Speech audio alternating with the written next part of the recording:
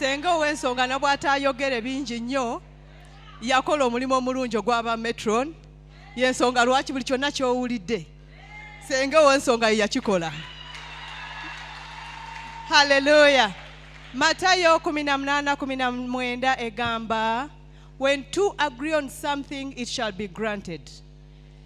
Basebo ne banyabo abafumbo mbasaba tutambulirenga mu kye bayita agreement, tusabire mu bumu.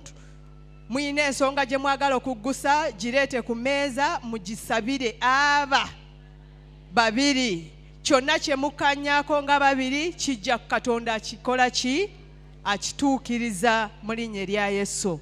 Nze Kabachwamba Desire, Mr. Kwebiha ye mwami wange. Mr. Kwebiha yampasa nga nina myaka 23 immediately after campus.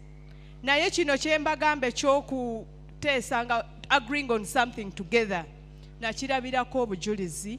Twali tukyali baana bato nga buli omu anyooma, buli omu aseka, ageya, naye twatambulira mu kye bayita agreeing on something together nga tuteesa kimu, tuleeta omusaala wamu ne tuguteeka ku mmeeza nga mutono naye omusaala ogwo nga gugaziwa kubanga twabanga kimu. Hallelujah. Ekirala, agreeing on something together. N'abaana waliwo ensonga ezibeeramu nga mwina n'okuleetamu abaana.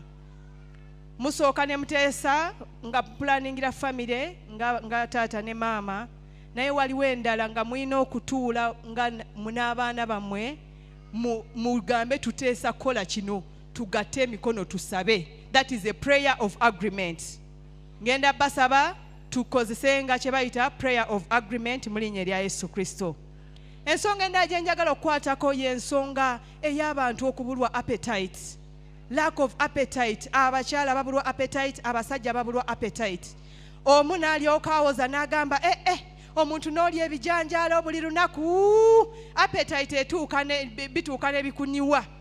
Lwomanyi kye bategeeza? Desire ngagamba buli lunaku buli lunaku Mr. Kwebiha appetite otuuka ne bikutama. Basebo ne bannyabo abaana b'essomero balya akawunga buli lunaku, naye buli bwe baba bagenda ku ssomero batambula ne appetizer ne balya akawunga taamu namba nga tekabatamye. Kati naffe abafumbo waliwo kye bayita appetizer. Omukyala gwe waliyo kye bayita ka appetizer. Toyina kubeera oli awo n'ogamba nti appetite embuze. Hallelujah.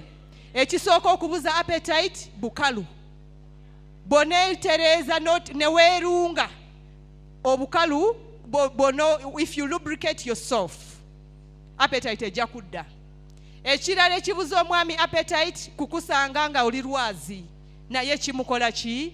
Akoowa afune amabwa nga takyasobola kudda gy'oli. Kati ekinaamukolemezaawo appetite ng'aserera buserezi. Hallelujah. Abaami mulekerawo kwekwasa simanyi bijanjalo buli lunaku. Nedda basebo abakyala bano muba tusindikirenga ffe basenga weetuli tugenda bayigiriza kye bayita ekirungo. Amen. Not only that, n'Omwoyo Omutukuvu naye alunga. Abaweereza mujje mwebuuze omuntu n'aweereza emyaka 3-4 ng'abuulira topiki yemu oba deliverance byemu naye nga tayawula. Lwaki mugamba leero kibadde kyanjawulo? Leero sikirabangako. Lwaki? Omwoyo Omutukuvu abeera alunga abaweereza buli lunaku.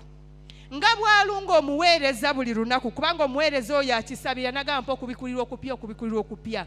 Kati naffe abakyala naffe abaami tusabenga okubikulirwa okupya. Abakyala waliyo kye bayita obukodyo. Obukodyo buno Omwoyo Omutukuvu ajja bukuyigiriza. Tolowooza bw'aba malaaya. Omwami bw'omuganya n'agenda ebweru ajja kusanga malaaya ng'alina obukodyo bwonna abumaleyo gw'ate okomewo obenga omugogo. Ebyo tebikyakola. Omukyala toli malaaya kasobeera mu bufumbo bwo kyonna kyokola toli malaaya. Hallelujah. Byonna bikole obimaleyo tobeerangako malaaya mu linnya erya Mukama waffe Yesu Kristo. Ka point kamu akalala kenjagala okwongerako kaaki?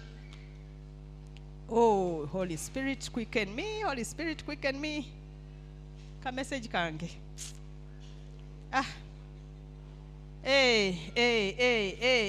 abakyala tumanyi nti omwami yalina okusooka okusaba. Ebyo tebiriyo. Abaami bano olw'okuba nti baagala nnyo sente, si lwakuba nti bazaagala nnyo, naye olw'okuba baagala famire zaabwe zibeere nnungi, batawaana nnyo, basiiba bakola, bakomawo bakooye. Kati ayinza okuvuga omwezi mulamba nga talowoozezza ku kye bayita sex, naye ate nga gwe oyagala.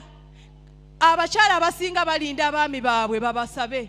Nedda, n'omukyala naawe bw'otuuka akaseera ng'owulira nti oyagala, approach. Haleluya. Omusajja naawe bw'owulira nti oyagala, approach. Kintu ky'abantu babiri. Totuulaawo n'olindirira omusajja takusaba. Kambagambe kano, omuntu yenna oba omusajja oba omukyala bw'aba anyiize nga takyagaba, bw'omuwa gaapu nti olw'okuba ali mu busungu anyiize, bw'omuwa gaapu yeeyongereyo n'afuna abamuwa.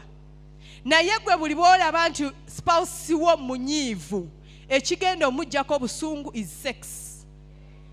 Tomuganya kubeera n'obusungu, obuliri mubulimu babiri, mutawaanye, nakiri ekisunguyira kijja kuvaawo, kasita mutandike omulimu, munnange n'ebyobusungu abivaako n'akakkana. Togamba nti omusajja wange yanyiigidde, si wakana nti olina kye wamunyiizizza.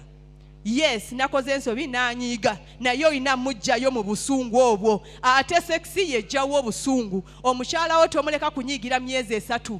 Seksi yejjawo obusungu n'ekomyawo obumu, okuteesa n'emirembe mu linnya lya Mukama waffe Yesu. Mukama abampeera omukisa.